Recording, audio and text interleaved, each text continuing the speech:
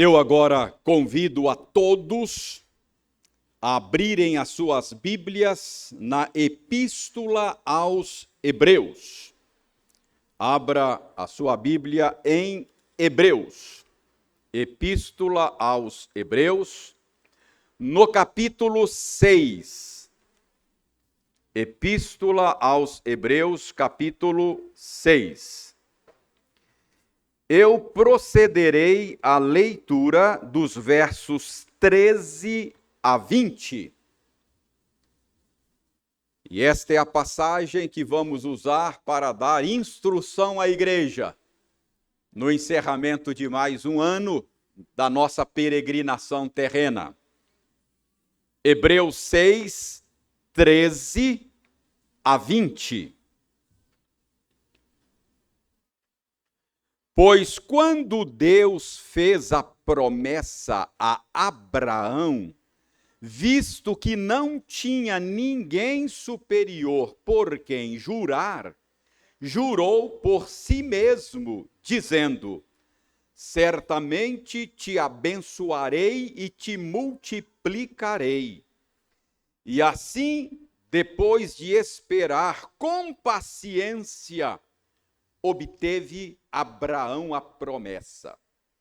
Pois os homens juram pelo que lhes é superior, e o juramento, servindo de garantia para eles, é o fim de toda contenda. Por isso, Deus, quando quis mostrar mais firmemente aos herdeiros da promessa a imutabilidade do seu propósito, se interpôs com juramento, para que, mediante duas coisas imutáveis, nas quais é impossível que Deus minta, forte alento tenhamos nós, que já corremos para o refúgio, a fim de lançar mão da esperança proposta, a qual temos por âncora da alma, segura e firme, e que penetra além do véu, onde Jesus, como precursor, entrou por nós, tendo se tornado sumo sacerdote para sempre, segundo a ordem de Melquisedeque. Vamos orar, pedindo ao Senhor que nos dê a bênção da iluminação.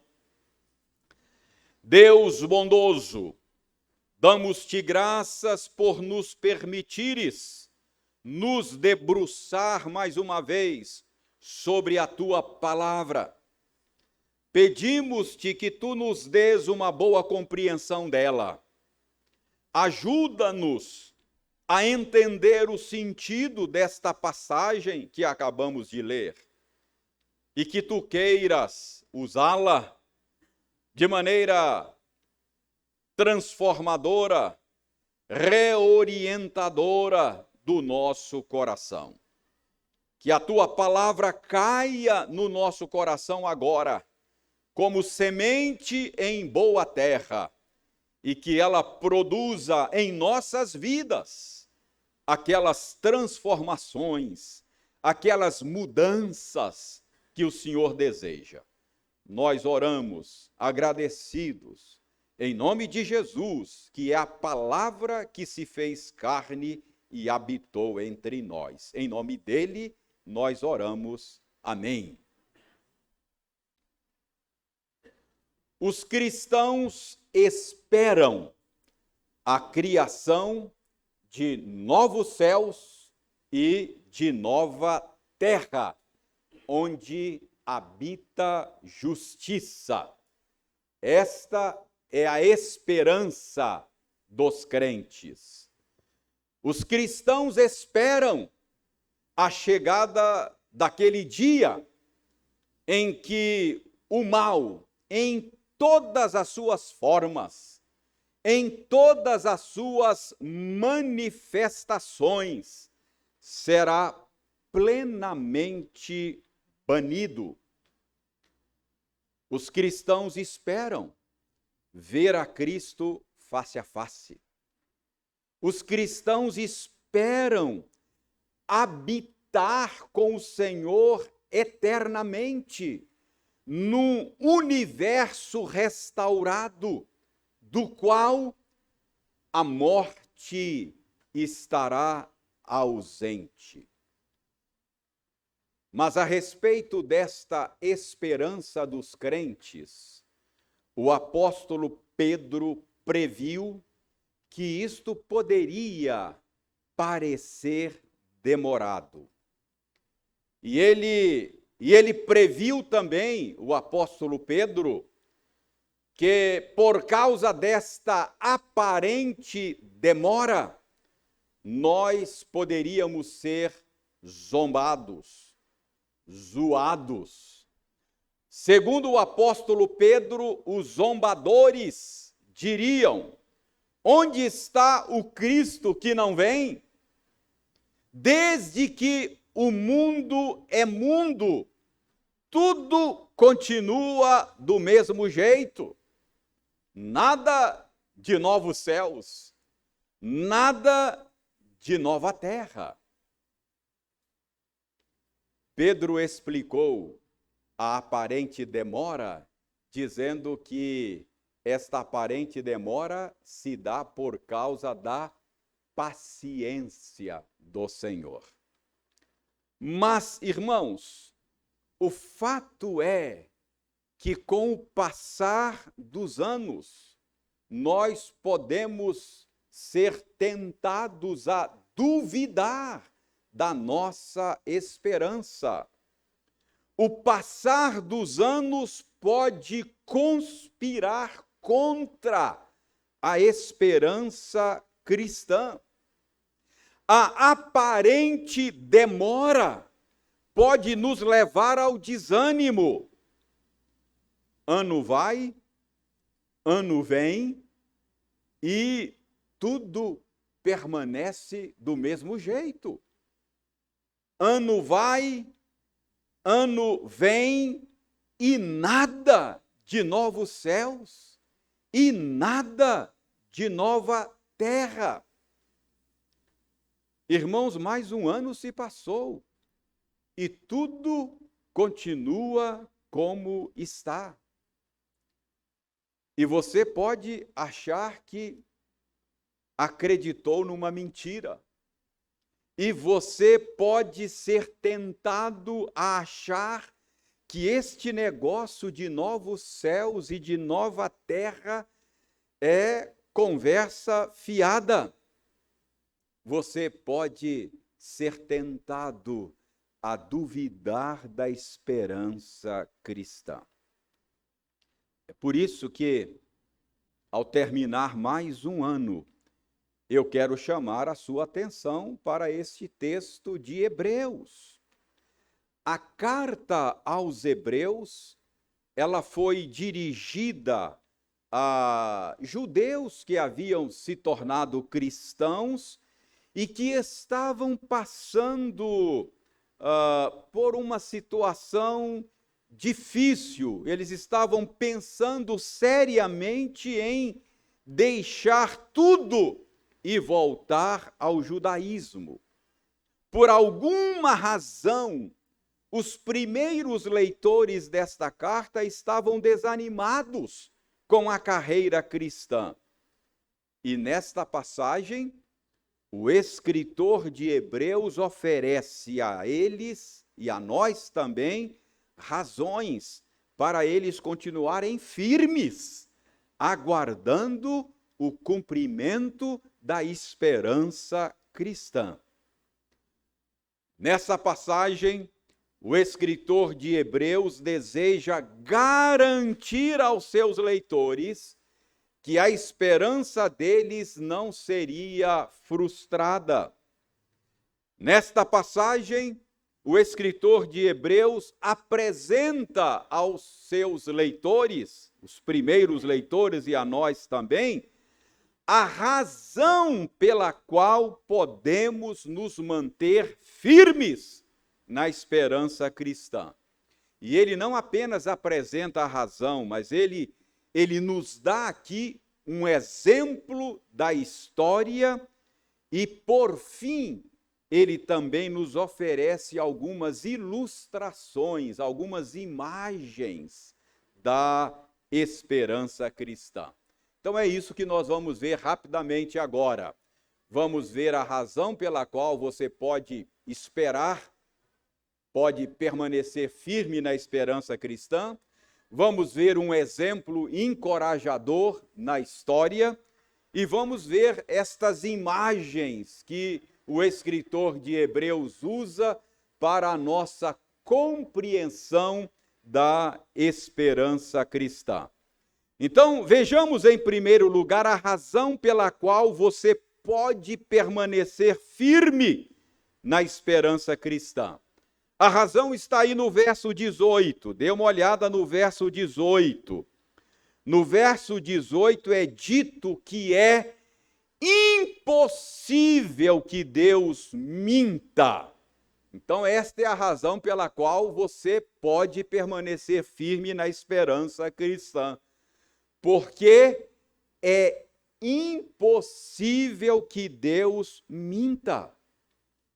Novos céus e nova terra é uma promessa do Deus que não pode mentir. Deus é a verdade em pessoa. Deus não pode mentir, não pode proceder dele nada que não seja verdadeiro. Pelo contrário, a Bíblia diz que Deus abomina a mentira, que ele abomina a fraude, o fraudulento. Por isso, Deus que prometeu novos céus e nova terra é confiável. Deus não pode mentir. Esta é a razão pela qual você pode permanecer firme na esperança cristã, embora muitas vezes ela pareça demorada. Mas notem que o escritor de Hebreus diz mais a respeito da razão pela qual você pode permanecer firme na esperança cristã. Além de dizer que Deus não pode mentir, o escritor de Hebreus diz nessa passagem também que Deus jurou. Vejam o verso 17.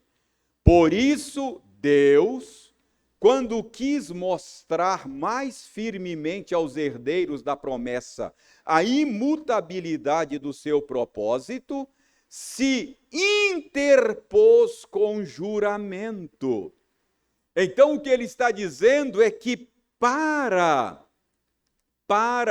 nos dar a certeza de que a sua promessa de novos céus e nova terra é confiável, Deus não apenas fez a promessa, mas ele a fez com juramento. Deus jurou.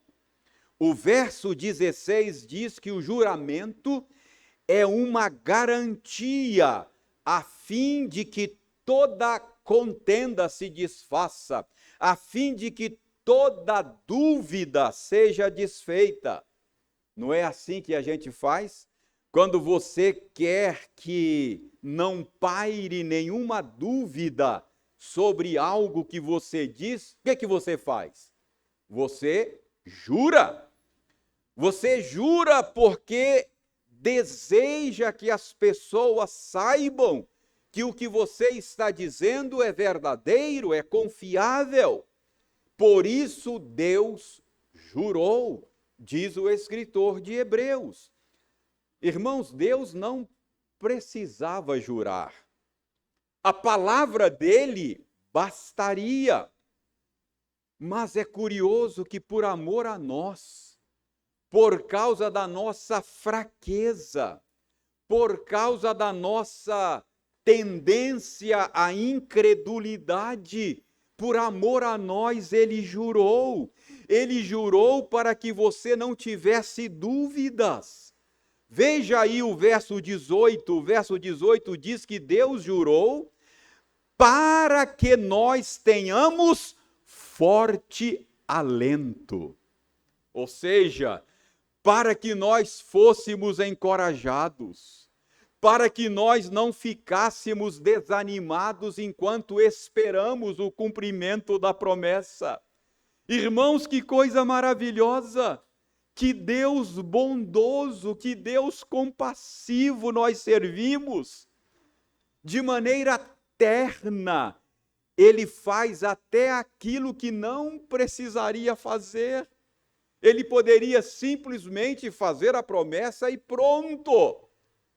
Mas Ele, além de fazer a promessa, Ele interpôs com juramento, por causa da nossa fraqueza. O escritor de Hebreus diz que os homens juram por algo maior do que eles mesmos. Quando nós juramos, nós evocamos algo maior do que nós mesmos. Nós evocamos sobre nós a punição de alguém que é maior do que nós mesmos. Quando nós juramos, nós evocamos o nome de Deus, por exemplo, que Ele me puna se eu estiver faltando com a verdade. Mas o escritor de Hebreus, que Deus, não tendo ninguém acima dele, não existindo ninguém maior do que Ele, jurou por si mesmo. Diz aí o verso 13... não tendo ninguém sobre si, jurou por si mesmo. É como se Deus dissesse: se eu não cumprir o que eu prometi, eu não sou Deus. Eu estarei negando a mim mesmo. E vocês poderão deixar de me considerar, de me honrar. Então, por que é que você deve permanecer firme na esperança cristã? Porque a promessa foi feita por um Deus que não pode mentir e um Deus que jurou a respeito da sua promessa. Então, esta é a razão que o escritor de Hebreus apresenta.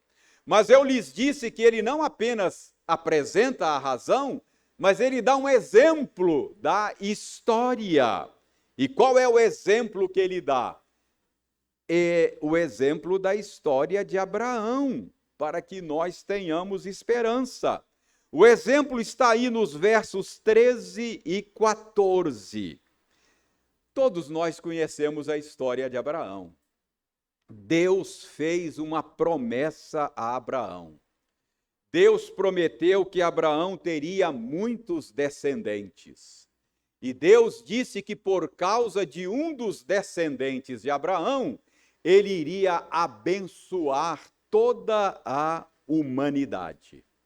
Mas esta promessa feita a Abraão era uma promessa, humanamente falando, impossível de ser cumprida. Porque quando Deus fez esta promessa a Abraão, Abraão tinha 75 anos e a sua esposa era estéril. Portanto, a possibilidade da promessa se cumprir, a possibilidade de Abraão ter uma descendência numerosa, conforme prometido por Deus, era nula. E o tempo foi passando, a promessa não se cumpria, Abraão foi ficando desanimado, desencorajado com o cumprimento da promessa, e quando ele tinha 86 anos, Abraão, achando que a promessa estava demorando muito para se cumprir, ele então, por sugestão de Sara, seguindo o costume da época, da sua cultura, ele gerou um filho com a empregada, com uma das escravas, porque ele seria considerado filho de Sara, e eles então entenderam que assim estariam dando uma mãozinha para que a promessa de Deus se cumprisse. Mas Deus rejeitou aquele filho, que era Ismael. Ele não era ainda o cumprimento da promessa. Então a promessa parecia demorada no seu cumprimento. Mas quando Abraão chegou aos 100 anos de idade, a promessa se cumpriu com o nascimento de Isaque.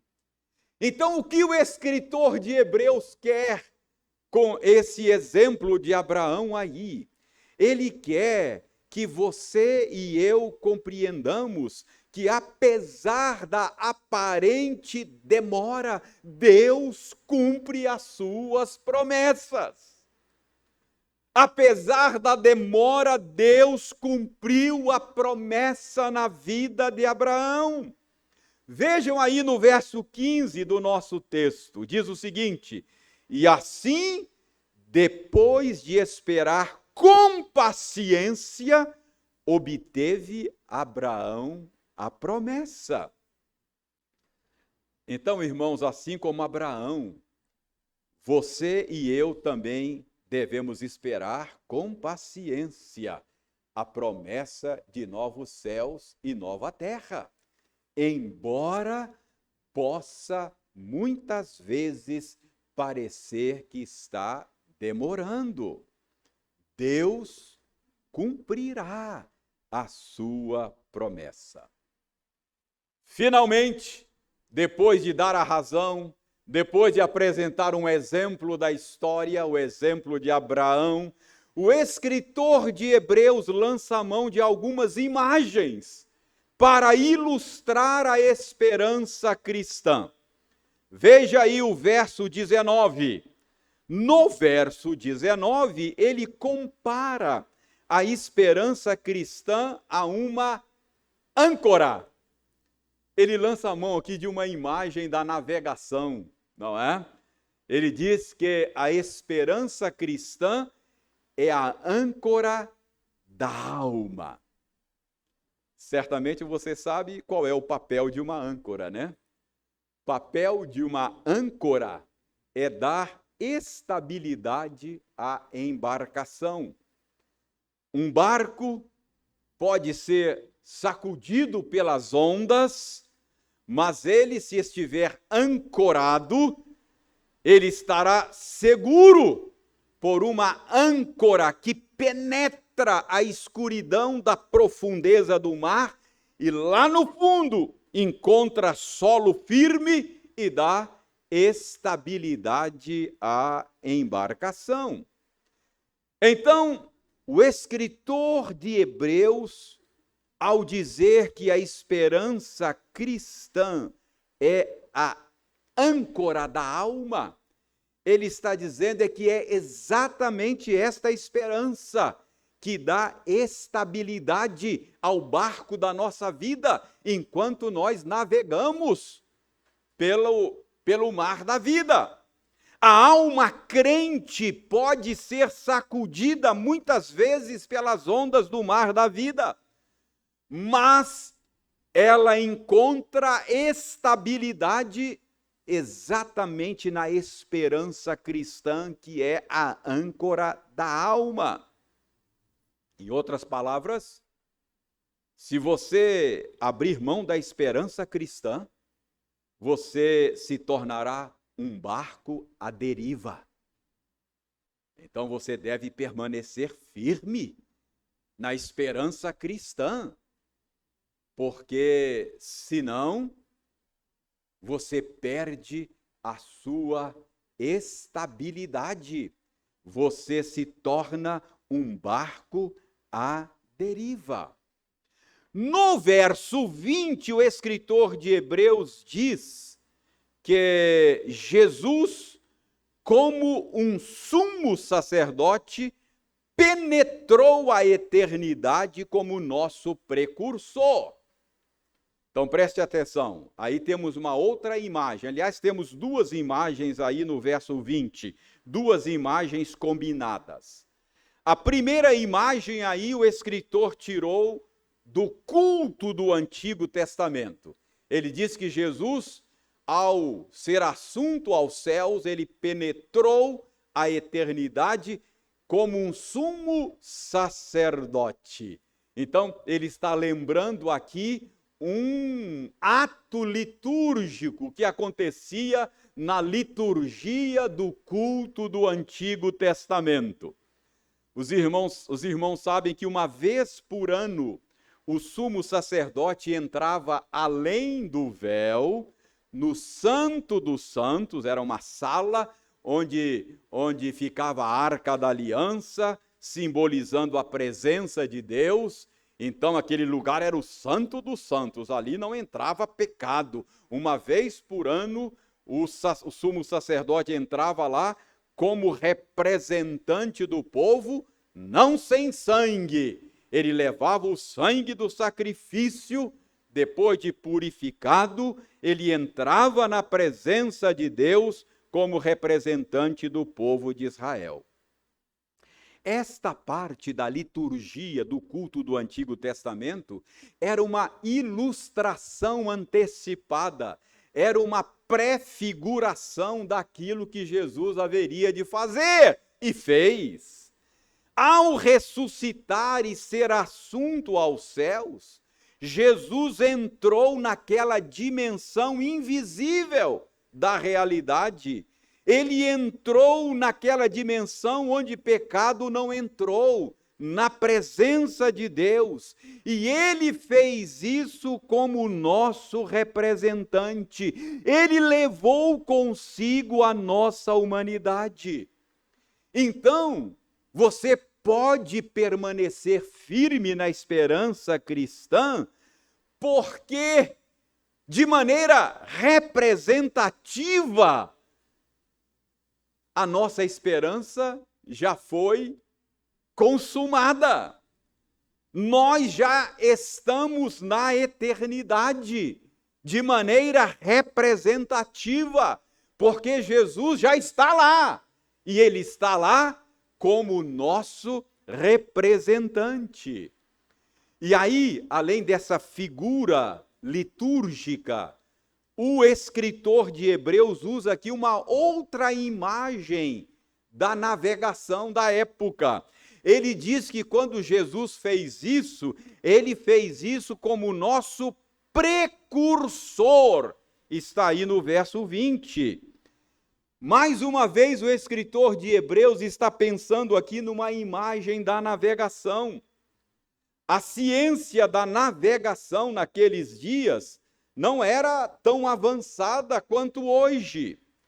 A atracação de uma embarcação, às vezes, requeria uma manobra muito difícil. E eram embarcações à vela, e dependendo do movimento do vento, se o vento fosse contrário, não se conseguia levar a embarcação ao porto para atracá-la. Então, quando isso acontecia, essa dificuldade de levar a embarcação, então havia um barco menor, movido a remos, que rebocava a embarcação, o vento não favorecia, então havia alguém que ia rebocando com um barco menor a remo, rebocando esta embarcação a fim de atracá-la no cais. Sabe qual era o nome que se dava a essa pessoa que fazia esse serviço? Era de precursor. Então, muito provavelmente, esta é a imagem que o escritor de Hebreus tem em mente. Aliás,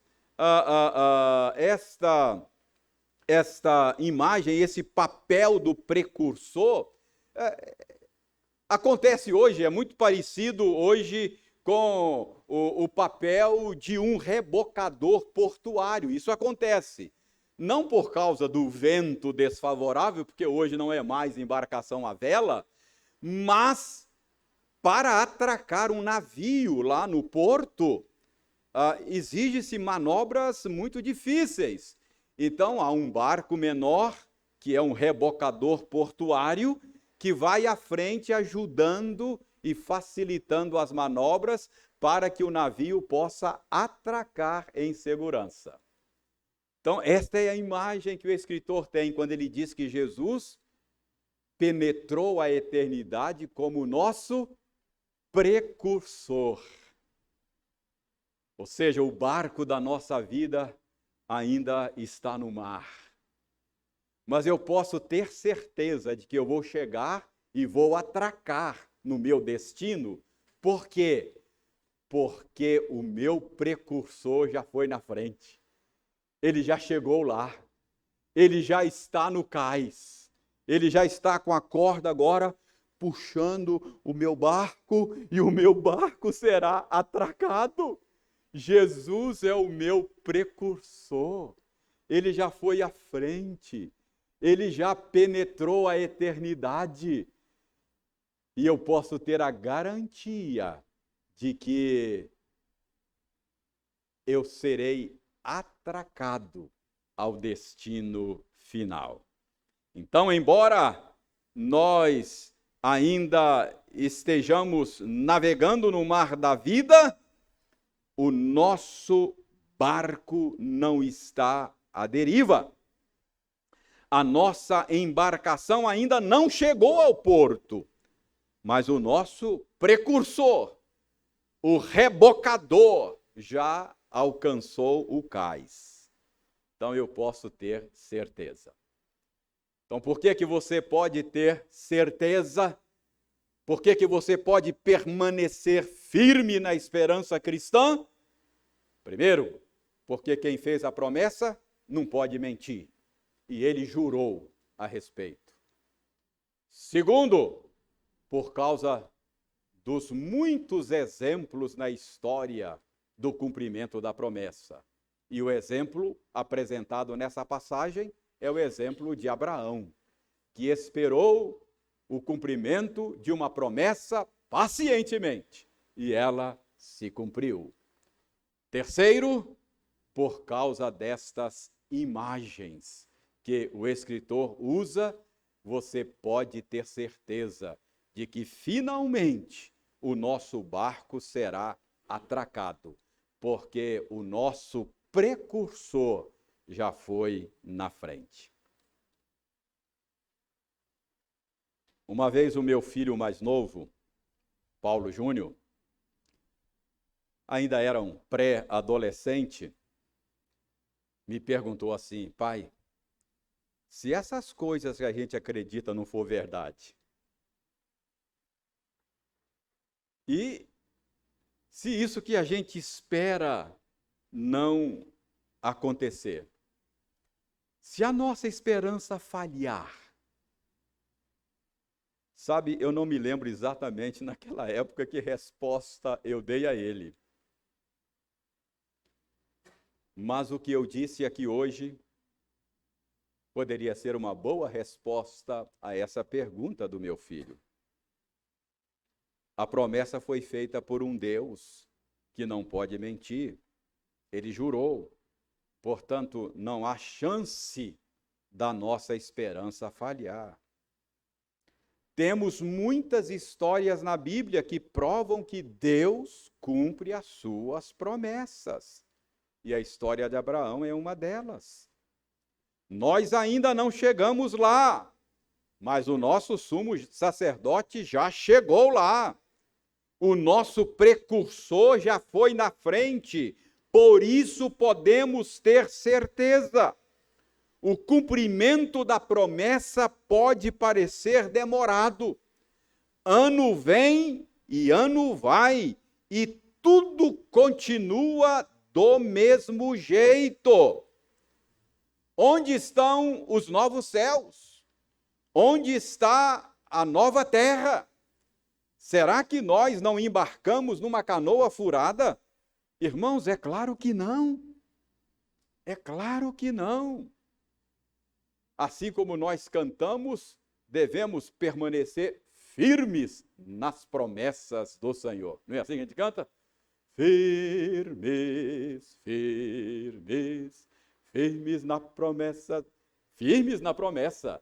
Podemos permanecer firmes. Nós não sabemos que tipo de águas nós navegaremos durante o ano que se inicia daqui a pouco. Nós não sabemos que tipo de mar os barcos das nossas vidas navegarão em 2022. Irmãos, talvez nós tenhamos que navegar águas turbulentas em 2022. E se isso acontecer, é exatamente a esperança cristã que vai nos dar estabilidade. É exatamente a esperança de novos céus e nova terra que vai dar estabilidade ao barco da nossa vida. Porque a esperança cristã é a âncora da alma.